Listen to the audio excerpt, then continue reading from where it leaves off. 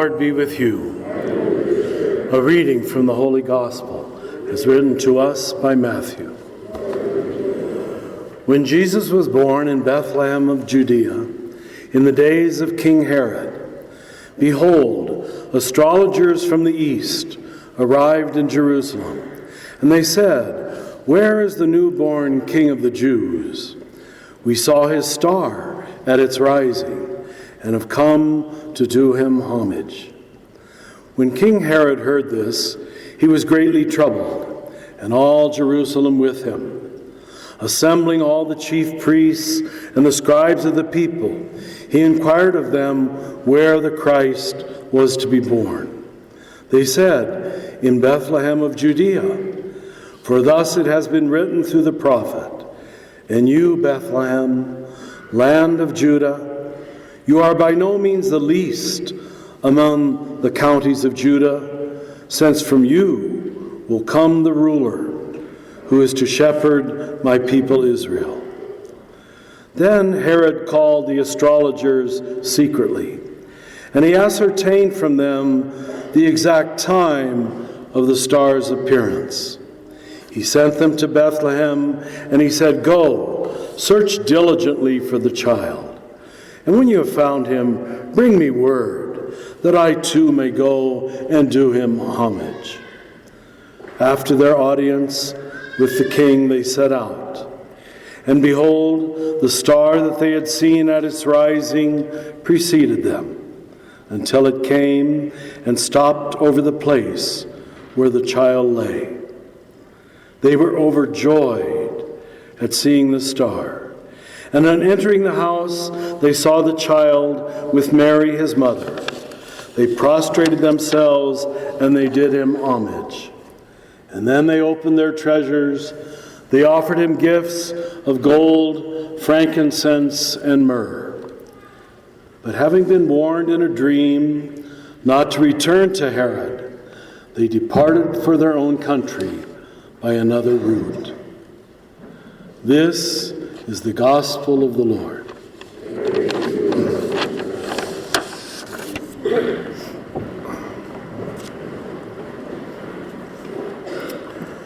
I preached on this gospel and this feast many years, but as I was preparing today, a whole new interpretation came to me. I hope it makes sense to you. It does to me. And maybe it's because, quite frankly, the horrible state of our government. Because what we have here is revealed different kinds of power. They're searching for the newborn King of the Jews, a new kind of power, who's 3 times in the text described as a child, powerless, someone who can do anybody else no harm. And then we have entering on the stage 2 different kinds of power. First of all, we have King Herod. Now remember, I know in our mythology that sounds like a bad word. He's the bad guy, isn't he? Well, he became the bad guy, but actually, he is the Jewish king of Israel. He is of the true religion. He is on the right side. He's the insider.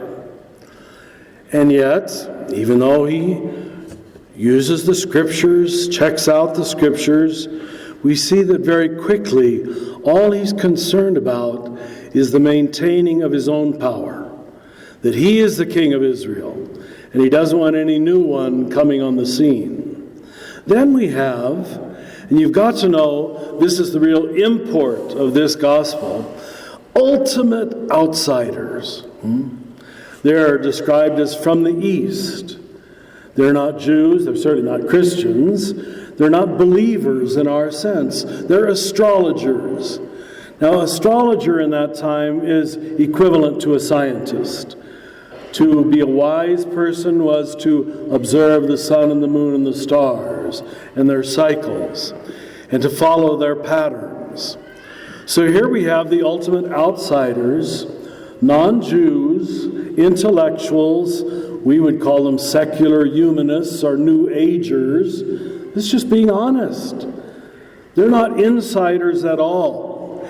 And yet they are sincere seekers.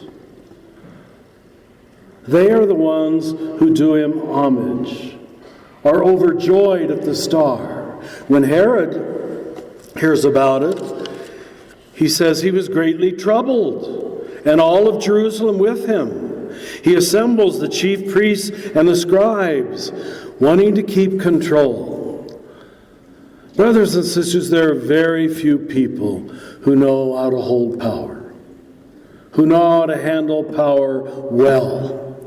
Most people who get rich or get famous or get powerful use it for themselves. And you know that's true. I would say in my experience, it's less than 10% of people who have power who use it for the good of others. And these three kings, as we call them, are a different kind of kingship. They're not seeking their own, they're giving away to another. So on these two feast days, we have presenting to the new Christ, first of all, on the Feast of Christmas, the shepherds. They symbolize the ordinary people, the poor people, those of us from the South Valley.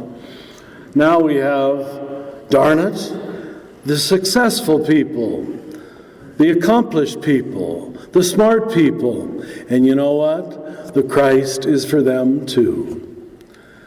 They're not of any official religion, and yet what they are is sincere seekers of the truth, sincere seekers of God. I think we Christians must begin to be honest about this. There are many people in the world who do not go to church on Sunday like we do. And yet we have to be humble and admit, not all, but many of these people care more about the world, care more about the truth, care more about the poor, care more about what's real than a lot of us who go to church every Sunday. And that's the symbolism here. Herod is the insider, the believer, who quotes the scriptures, and what does he end up? A murderer who wants to kill anybody who does not support his power. I think in this difficult time in our country, we are being forced to reflect upon true power and false power. Those who use their power for others, and those who simply use their power for themselves. We have given to us today a new kind of power, a new King of Israel, who comes to us not with all the signs and symbols of money and war and power, but a vulnerable, simple child who turns reality on its head and says that the only people who can handle power are those who have made journeys of powerlessness. That's why it's called the first step of the 12 steps. It's only those who have journeyed toward the Christ child who can be trusted with power at all.